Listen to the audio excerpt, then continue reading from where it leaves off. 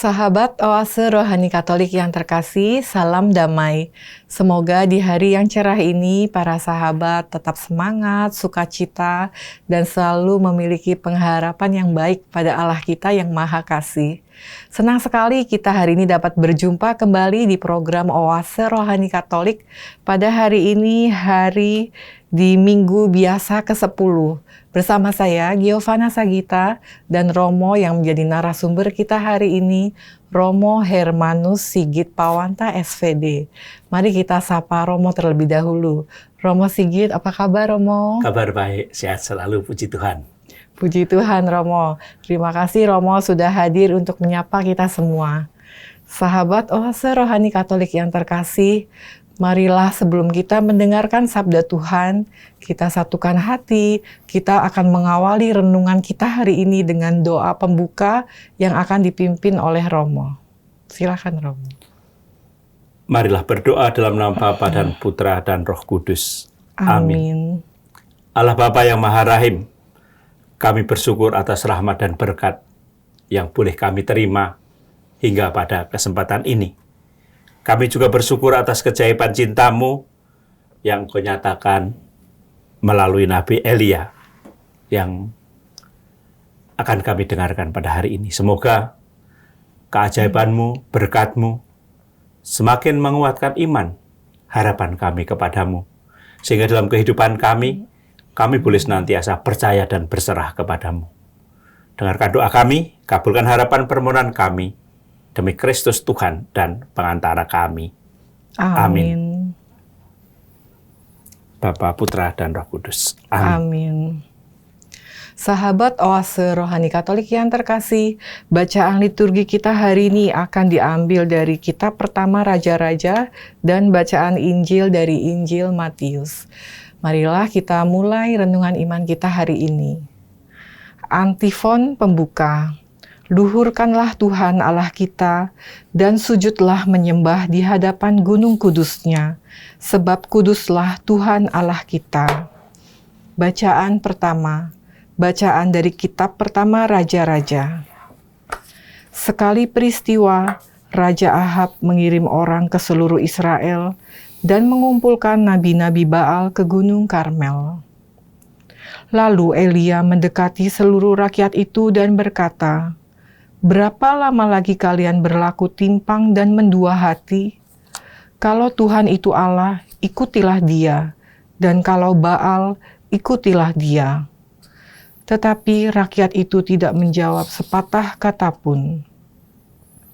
Lalu Elia berkata lagi kepada rakyat, "Hanya aku seorang diri yang tinggal sebagai nabi Tuhan, padahal nabi-nabi Baal berjumlah 450 orang. Namun, baiklah diberikan kepada kamu 2 ekor lembu jantan. Biarlah mereka memilih seekor lembu, memotong-motongnya, lalu menaruhnya di atas kayu api, tetapi mereka tidak boleh memasang api. Aku pun akan mengolah lembu yang seekor lagi, meletakkannya di atas kayu api, dan juga tidak akan memasang api. Kemudian, biarlah kalian memanggil nama Allahmu, dan aku pun akan memanggil nama Tuhan. Maka Allah yang menjawab dengan api, Dialah Allah." Seluruh rakyat kembali menyahut, "Baiklah demikian." Kemudian Elia berkata kepada nabi-nabi Baal itu, "Karena kalian berjumlah banyak, pilihlah dahulu seekor lembu dan olahlah. Sesudah itu panggillah nama Allahmu, tetapi kalian tidak boleh memasang api." Mereka mengambil lembu yang diberikan kepada mereka, lalu mengolahnya. Kemudian mereka memanggil nama Baal dari pagi sampai tengah hari. Katanya, "Ya Baal, jawablah kami." Tetapi tidak ada suara, tidak ada yang menjawab. Sementara itu mereka berjingkat-jingkat di sekeliling mazbah yang mereka buat. Pada waktu tengah hari, Elia mulai mengejek mereka, katanya, "Panggillah lebih keras, bukankah Dia Allah? Mungkin Ia merenung, mungkin sedang ada urusan, atau mungkin Ia bepergian. Barangkali Ia tidur dan belum terjaga." Maka mereka memanggil lebih keras serta menoreh-noreh dirinya dengan pedang dan tombak, seperti kebiasaan mereka, sehingga darah bercucuran dari tubuh mereka. Seperti kebiasaan mereka, sesudah lewat tengah hari, mereka kerasukan sampai waktu mempersembahkan kurban petang, tetapi tidak ada suara, tidak ada yang menjawab, tidak ada tanda. Kemudian Elia berkata pada seluruh rakyat, "Mari mendekat kepadaku." Maka mendekatlah seluruh rakyat itu kepada Elia. Lalu Elia memperbaiki mazbah Tuhan yang telah diruntuhkan itu. Kemudian ia mengambil 12 batu menurut jumlah suku keturunan Yakub. Kepada Yakub ini telah datang sabda Tuhan, "Engkau akan bernama Israel." Lalu Elia mendirikan batu-batu itu menjadi sebuah mazbah demi nama Tuhan, dan membuat suatu parit yang dapat memuat 2 sukat benih di sekeliling mazbah itu. Ia menyusun kayu api, memotong lembunya, dan menaruh potongan-potongannya di atas kayu api. Sesudah itu ia berkata, "Penuhilah 4 buyung dengan air dan tuangkan ke atas kurban bakaran serta ke atas kayu api itu." Kemudian kata Elia, "Buatlah begitu untuk kedua kalinya." Dan mereka berbuat demikian untuk kedua kalinya. Lalu katanya lagi, "Buatlah begitu untuk ketiga kalinya." Dan mereka berbuat demikian itu untuk ketiga kalinya, sehingga air mengalir sekeliling mazbah itu, bahkan parit itu pun penuh dengan air. Kemudian, pada waktu mempersembahkan kurban petang, tampillah Nabi Elia dan berkata, "Ya Tuhan Allah Abraham, Ishak dan Israel, pada hari ini biarlah diketahui orang bahwa Engkaulah Allah di tengah-tengah Israel, dan bahwa aku ini hamba-Mu, dan bahwa atas sabda-Mu-lah aku melakukan segala perkara ini. Jawablah aku ya Tuhan, jawablah aku, supaya bangsa ini mengetahui bahwa Engkaulah Allah ya Tuhan, dan Engkaulah yang membuat hati mereka bertobat." Lalu turunlah api Tuhan menyambar habis kurban bakaran, kayu api, batu, dan tanah itu. Bahkan air di dalam parit itu pun habis dijilatnya. Ketika seluruh rakyat melihat kejadian itu, sujudlah mereka serta berkata, "Tuhan, dialah Allah. Tuhan, dialah Allah." Demikianlah sabda Tuhan. Syukur kepada Allah. Setelah mendengarkan bacaan pertama, marilah kita menanggapinya dengan mazmur tanggapan. "Jagalah aku ya Allah, sebab padamu aku berlindung. Jagalah aku ya Allah, sebab padamu aku berlindung. Jagalah aku ya Allah, sebab padamu aku berlindung. Aku berkata kepada Tuhan, Engkaulah Tuhanku." Jagalah aku ya Allah, sebab padamu aku berlindung. Bertambahlah kesedihan orang-orang yang mengikuti Allah lain. Aku tidak akan ikut mempersembahkan kurban curahan mereka, juga tidak akan menyebut-nyebut nama mereka dengan bibirku. Jagalah aku ya Allah, sebab padamu aku berlindung. Ya Tuhan, Engkaulah bagian warisan dan pialaku. Engkau sendirilah yang meneguhkan bagian yang diundikan kepadaku. Aku senantiasa memandang kepada Tuhan, karena Ia berdiri di sebelah kananku. Aku tidak goyah. Jagalah aku ya Allah, sebab padamu aku berlindung. Engkau memberitahukan kepadaku jalan kehidupan. Di hadapan rakyatmu ada sukacita berlimpah. Di tangan kananmu ada nikmat yang abadi. Jagalah aku ya Allah, sebab padamu aku berlindung. Sahabat Oase Rohani Katolik yang terkasih, sekarang marilah kita siapkan hati dan budi kita untuk mendengarkan bacaan Injil yang akan diawali dengan bait pengantar Injil oleh Romo. Alleluia, alleluia, alleluia.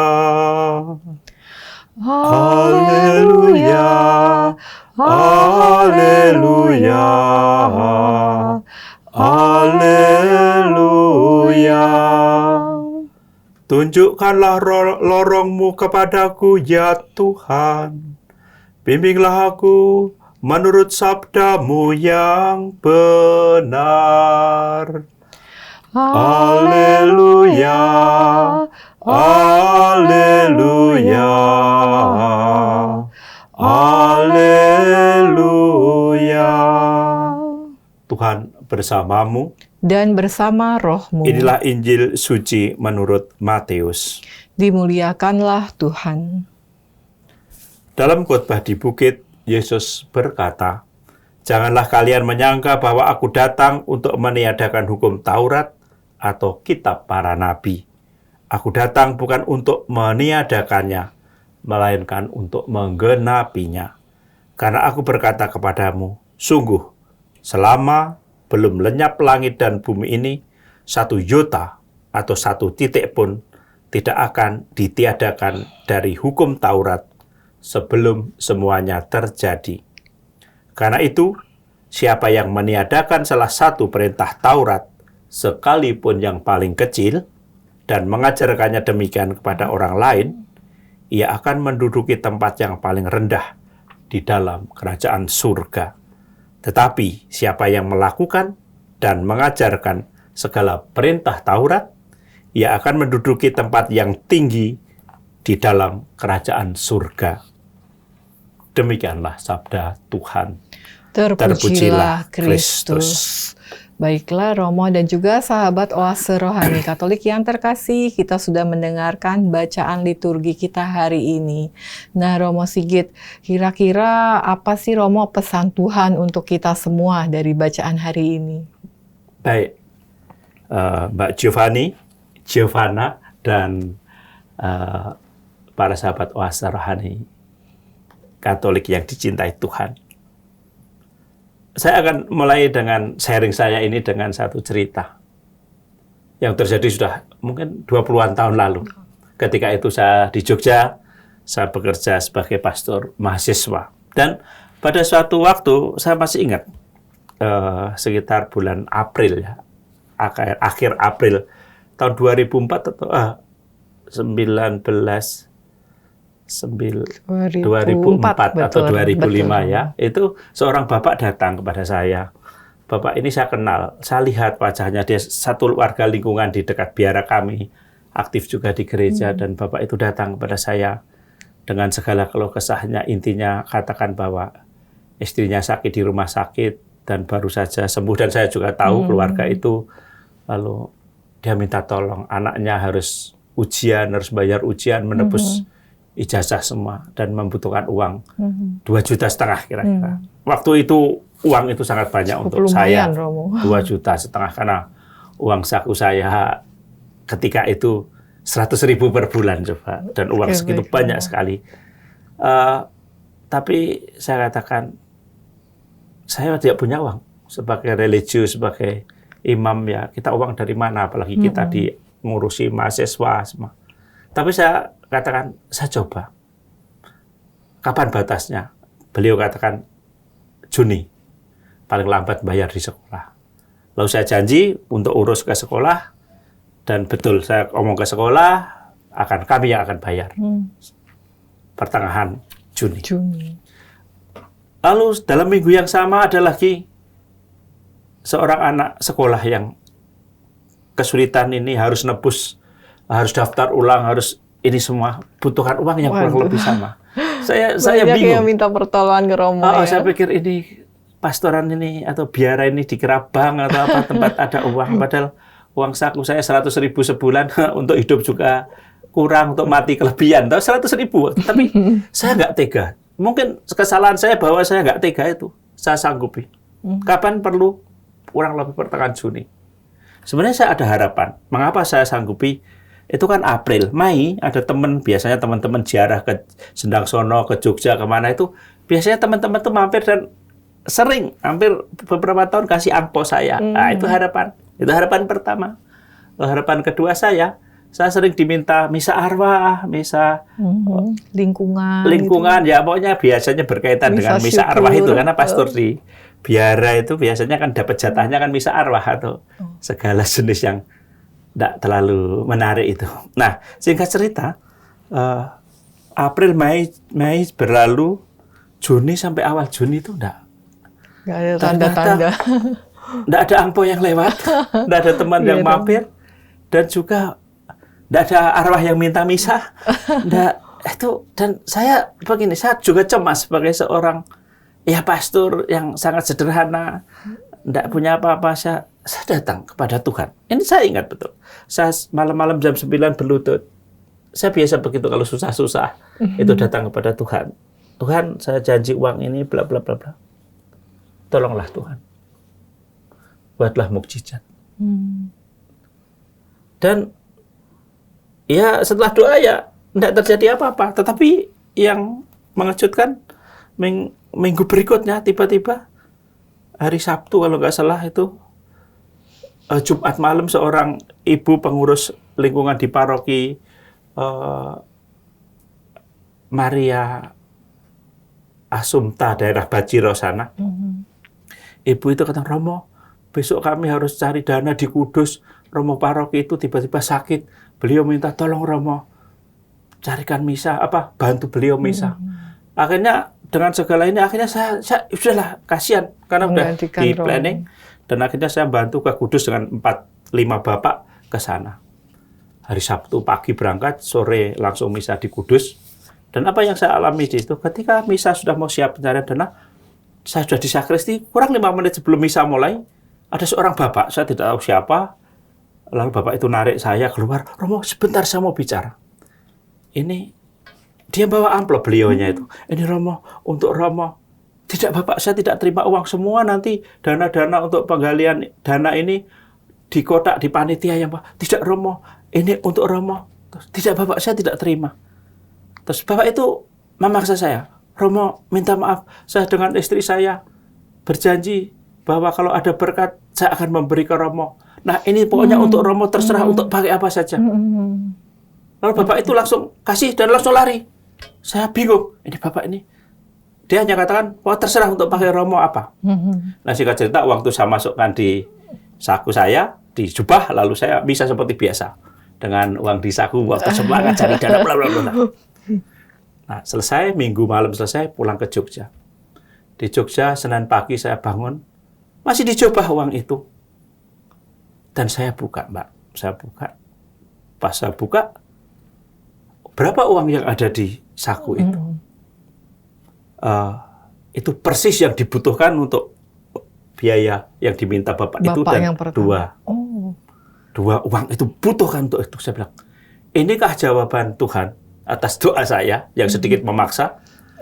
Inikah mukjizat? Saya yakini itu berkat Tuhan. Karena apa?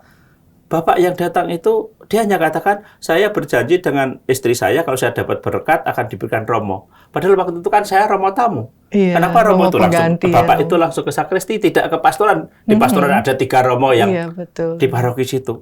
Intinya, akhirnya uang itu saya pakai, saya bayarkan ke sekolah untuk Bapak yang istrinya sakit itu, nabus ijazah semua, lalu untuk bayar ulang anak itu. Ini saya yakini, saya tulis dalam salah satu buku sebagai mukjizat Tuhan. Luar biasa, Romo. Ini yang saya alami, mukjizat Tuhan terjadi. Nah, Mbak Gio dan para sahabat Oase Rohani yang dikasihi Tuhan, bacaan hari ini mengisahkan. Bacaan pertama tadi bagaimana Nabi Elia menghadapi nabi-nabi Baal 450. Dan itu mau apa? Elia ingin meyakinkan bangsanya yang seringkali mendua hatinya, tidak percaya kepada Allah, tidak percaya pada dirinya bahwa dia utusan Allah. Elia ingin meyakinkan mereka bahwa Allah kita itu Allah yang maha kuasa, Allah yang mampu menunjukkan kuat kuasanya. Dan apa yang mereka buat tadi kita mendengarkan, kita semacam pertarungan antara 2 kekuatan, satu kekuatan Baal dan satu kekuatan Allah lewat Nabi Elia. Dan ternyata apa yang terjadi? Kita tadi mendengarkan ternyata 450 Nabi Baal tidak bisa menghadirkan Allah mereka. Sementara Elia yang tadi dengan korbannya mengolah bahkan kemudian dibasahi Siram air semua basah, bagaimana tidak diandaikan tidak mungkin air bisa api bisa masuk di menyalakan. bakaran di korban yang penuh air itu, tetapi kuat kuasa Allah dan akhirnya persembahan Elia terbakar. Apa yang mau kita lihat? Apa yang mau saya sampaikan di sini adalah bahwa Allah menunjukkan kuasa, kuat kuasanya yang besar lewat Elia. Iya. Itu pesan bacaan tadi. Nah, untuk kita apa? Dengan melihat mukjizat tadi, orang Israel baru percaya. Nah, untuk kita, Mbak Gio dan para sahabat oase rohani Katolik, percaya kepada kekuasaan Allah itu penting. Beriman, percaya, berserah. Berkali-kali dalam acara ini saya katakan, percaya pada penyelenggaraan ilahi pada Allah. Seringkali kita itu menuntut Anda, harus mukjizat yang besar, harus lumpuh bangkit, kayak orang-orang lain itu, mukjizat. Padahal Allah itu mukjizat itu setiap saat. Kalau Anda, saya, kita semua hari ini bisa sehat, bisa hidup, punya nafas kehidupan, berkat-berkat Tuhan itu mukjizat yang saya amini dalam kehidupan saya. Setiap hari saya dapat mukjizat. Pagi hari bisa bangun. Ini mukjizat. Ini yang tidak kita sadari. Para sahabat oase rohani yang dikasihi Tuhan. Begitu banyak, hitunglah berkat mukjizat yang Tuhan berikan kepada kita. Nggak usah nunggu lumpuh bangun. Ya, sederhana ini aja. Ini mukjizat yang sangat besar. Kalau kita menyadari ini dan dengan rendah hati mengaku ini, kita melihat setiap saat karya agung Allah dalam kehidupan pribadi kita. Iya. Ini pesan yang mau saya sampaikan. Luar biasa Romo, sharing dari Romo Sigit tentang kemahakuasaan Allah ya Romo ya, yang bekerja di luar logika dan mungkin perhitungan manusia ya Romo ya. Kemudian gimana Romo, tips dari Romo kalau seseorang sudah berdoa mungkin memohonkan sesuatu tapi tidak kunjung dijawab oleh Tuhan, kemudian mungkin dia meragukan dan ada orang lain mungkin yang coba kamu mencoba kekuatan lain atau objek lain gitu Romo. Nah, itu kesalahan kita. Seringkali kita memaksa kehendak kita yang terjadi. Kalau di doa Bapa kami terjadilah padaku. Hari ini berilah orang kami rezeki. Tapi kita seringkali kan memaksa. Bukan terjadilah padamu, kehendakmu, tapi kehendakku Tuhan. Ini harus terjadi Tuhan. Oh, saya sudah novena 3 kali, Salam Maria, 9 kali, apapun. Doa ini, doa itu, dan supaya yang saya kehendaki terjadi. Menurut saya yang menjadi penting adalah bagaimana kita mengubah cara berpikir kita. Bukan kehendak kita yang harus terjadi. Sehingga Allah ikuti kehendak kita, tapi mencoba memahami kehendak Allah dalam kehidupan kita.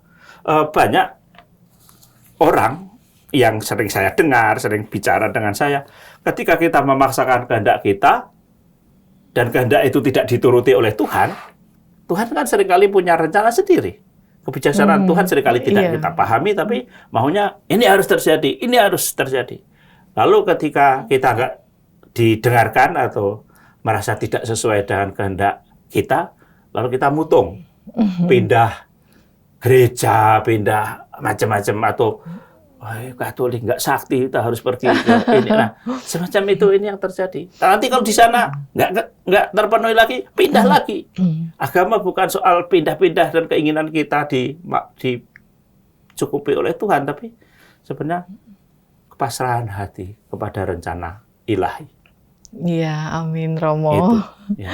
Baiklah, terima kasih Romo Sigit untuk permenungan iman yang sudah diberikan untuk kita semua. Semoga kita selalu teguh dalam iman kita yang benar dan setia pada Allah kita yang sejati.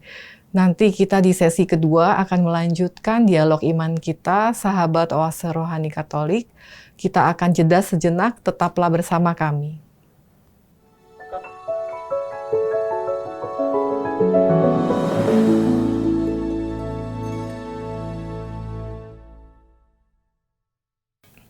Sahabat Oase Rohani Katolik yang terkasih, marilah kita lanjutkan permenungan iman kita pada sesi kedua.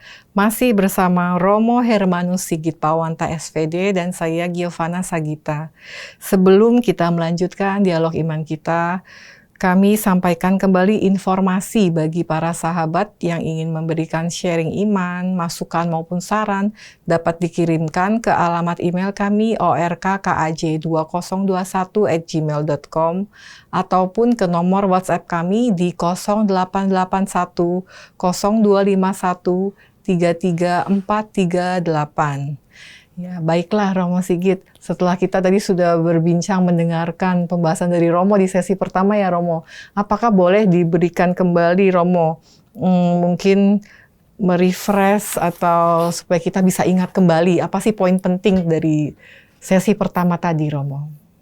Baik Mbak, di sesi pertama para sahabat Oase Rohani Katolik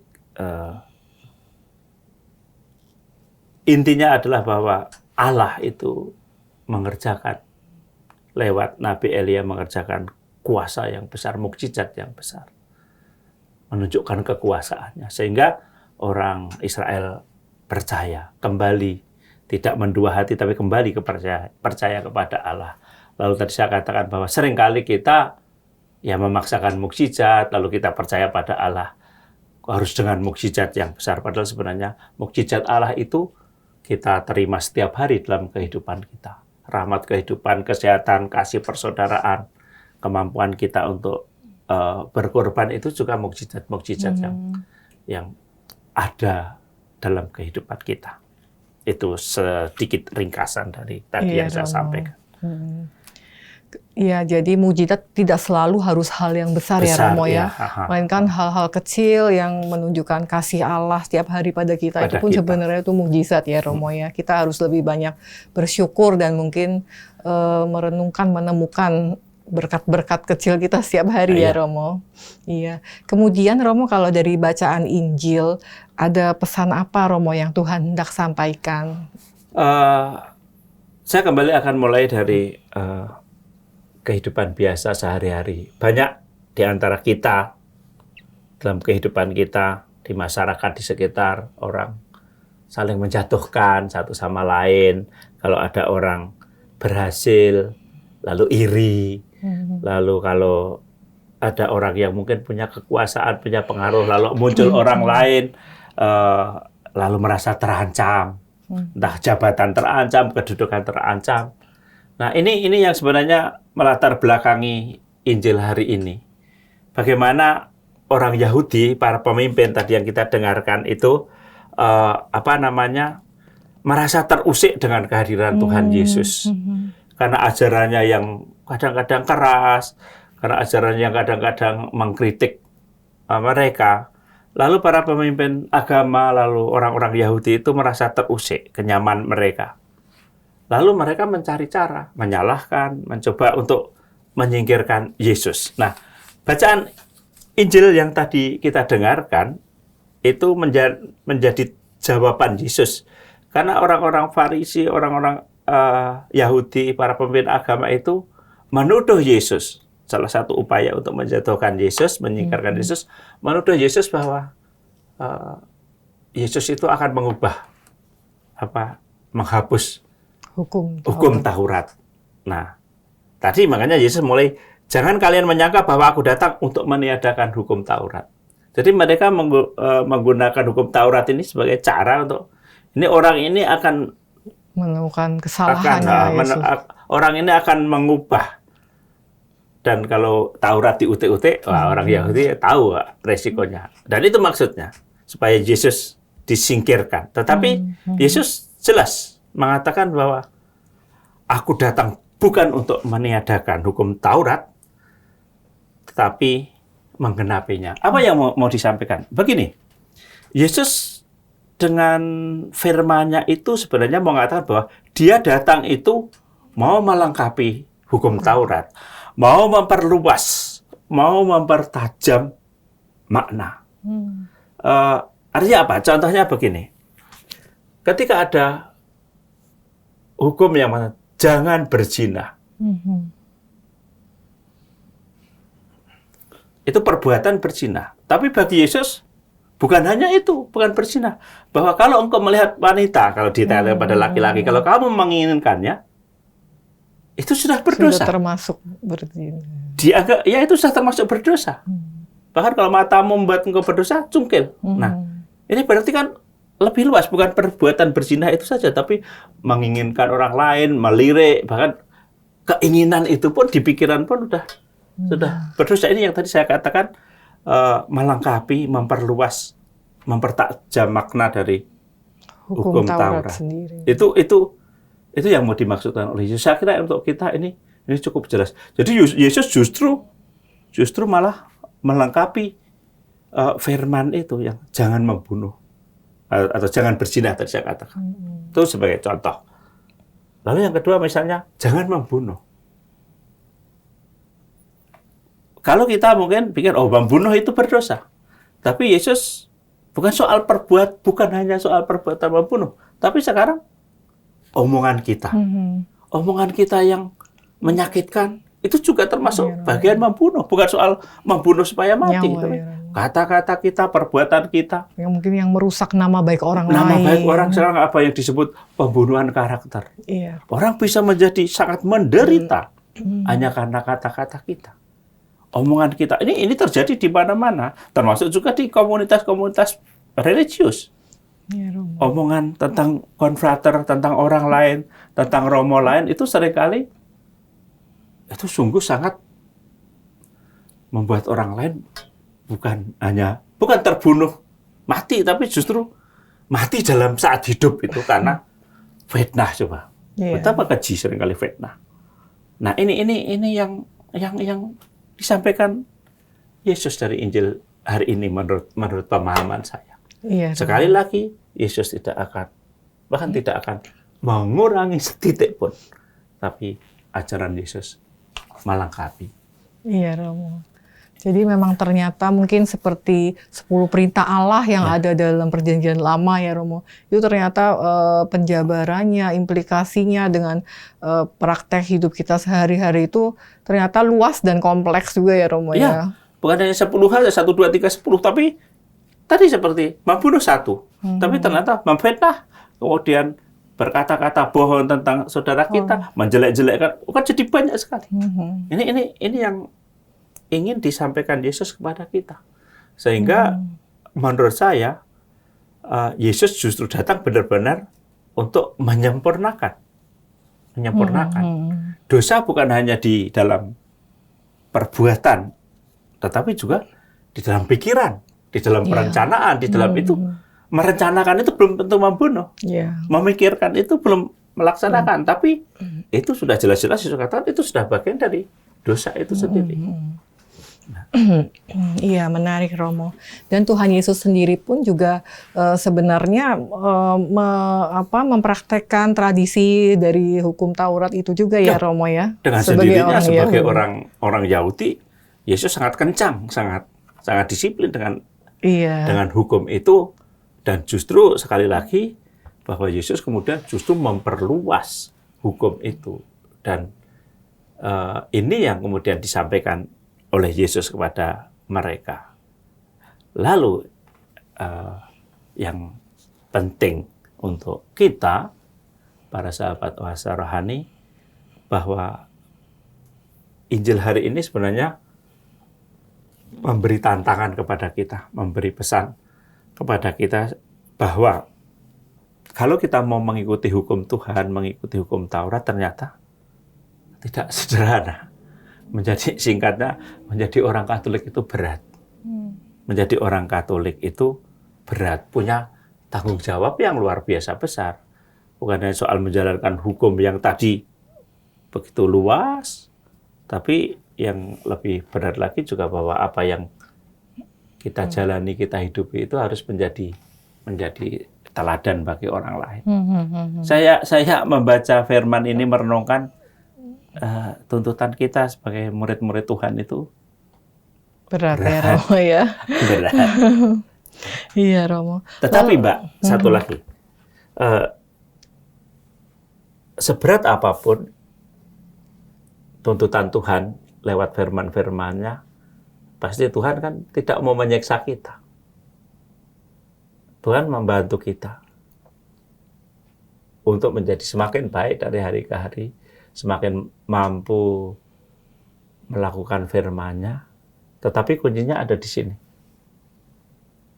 Relasi yang terus-menerus, kedekatan dengan Tuhan, kedekatan dengan Allah sendiri yang akan memungkinkan kita kuat untuk melaksanakan firman-Nya, yang memungkinkan kita untuk mampu melaksanakan firman Tuhan. Maka pesan untuk kita ya membangun personal relationship yang sungguh-sungguh dengan Tuhan. Maka kehidupan rohani, aktivitas rohani, kegiatan rohani kita arahnya untuk itu. Untuk semakin kita dekat dengan Tuhan, semakin kuat relasi kita dengan Tuhan, dan kekuatan kebersamaan dengan Tuhan itu yang akan memampukan kita menjalankan panggilan kita yang tidak selalu mudah. Iya Romo. Jadi apa yang sudah kita pelajari, mungkin hukum-hukum Tuhan, firman Tuhan itu tentunya pasti ya baik juga ya Romo, tapi juga harus selaras dengan apa yang kita praktekkan juga ya Romo. Ya, itu dengan sendirinya. Iya, baik Romo. Kemudian apakah jika ini Romo, seseorang melanggar satu hukum Taurat yang paling kecil dan mengajarkan orang lain untuk melakukan hal yang sama, itu bisa dikatakan menyesatkan orang lain gitu Romo? Ya, menyesatkan pasti. Melanggar, apalagi mengajarkan. Lawang kita menjalankan saja tanpa mengajarkan atau mengajak orang lain untuk melakukan seperti yang kita lakukan aja sudah katakanlah salah. Sudah salah, artinya ya dosa kita, kelemahan kita itu seringkali itu membuat orang lain mungkin bisa merasa sebagai sandungan. Itu kan juga. Maka Yesus juga memperingatkan, ya hati-hati, bijaksana, jangan sampai kita menjadi batu sandungan. Perbuatan kita yang keliru itu bisa menjadi batu sandungan bagi orang lain. Apalagi kalau kita mengajarkan perbuatan yang keliru itu, pasti risikonya menjadi sangat besar. Baik, baik. Itu. Iya, terima kasih Romo Sigit untuk permenungan iman yang sudah diberikan untuk kita semua. Romo, apakah boleh diberikan kembali mungkin poin-poin kesimpulan yang penting Romo untuk kita semua dari bacaan-bacaan hari ini? Jadi dari bacaan hari ini yang pertama tadi sudah saya katakan bahwa kita bersyukur karena Tuhan membuat mukjizat setiap saat kepada kita. Hidup kita ini mukjizat berkat dari Allah, dan syukuri. Maka penuh syukur. Lalu yang kedua, bahwa kita dipanggil untuk mengikuti hukum Tuhan. Hukum ini bukan satu beban. Meskipun seringkali juga berat kalau kita mau hidup lurus sesuai dengan tuntunan Tuhan, sesuai dengan ajaran Tuhan. Tetapi ketika kita mau melangkah bersama Tuhan, mau mendekatkan diri, mendekatkan hati pada Tuhan, maka seberat apapun kehidupan itu, seberat apapun langkah yang harus kita jalani, kita akan dimampukan. Amin. Saya Romo. percaya itu. Ya. Terima kasih Romo. Semoga permenungan iman yang sudah disampaikan oleh Romo untuk kita semua bisa menjadi berkat bagi kita dan juga bagi orang-orang yang kita jumpai. Baiklah Romo, tanpa terasa kita sudah sampai di akhir acara kita. Marilah Romo dan juga sahabat Oase Rohani Katolik yang terkasih, kita tutup permenungan iman kita hari ini dengan doa dan berkat penutup dari Romo. Silakan Romo. Para sahabat Oase Rohani Katolik yang dicintai Tuhan, mari kita berdoa. Allah Bapa yang Maha Rahim, kami bersyukur kepadamu. Hari ini Engkau mengingatkan kepada kami akan kuat kuasa-Mu. Engkau banyak berbuat yang besar untuk kami. Bukan hanya lewat Nabi Elia, tapi dalam kehidupan sehari-hari. Berkat-Mu, cinta-Mu adalah mukjizat bagi kami. Ajarilah kami untuk selalu mengimani karya-karya-Mu dalam kehidupan kami. Dan juga Engkau memberi kami firman, tuntunan. Biarkanlah kami Kau mampukan untuk tekun setia menjalankan perintah-perintah-Mu sekecil apapun. Kami seringkali lemah, rapuh. Maka ya Tuhan, kami yang rapuh ini kuatkanlah saat kami lemah. Kuatkanlah saat kami rapuh. Sembuhkanlah saat kami sakit. Dan kiranya Engkau senantiasa menyertai langkah kehidupan kami. Dengarkan doa kami, kabulkan harapan permohonan kami, demi Kristus Tuhan dan pengantara kami. Amin. Tuhan bersamamu Dan bersama rohmu. Kita sekalian diberkati oleh Allah yang Maha Kuasa, Bapa dan Putra dan Roh Kudus. Amin. Terima kasih Romo Sigit sudah hadir untuk kita semuanya. Dan terima kasih sahabat Oase Rohani Katolik untuk kebersamaan kita hari ini. Kita akan jumpa kembali di Oase Rohani Katolik edisi berikutnya. Kami ucapkan selamat melanjutkan aktivitas para sahabat dan Tuhan Yesus memberkati. Salam.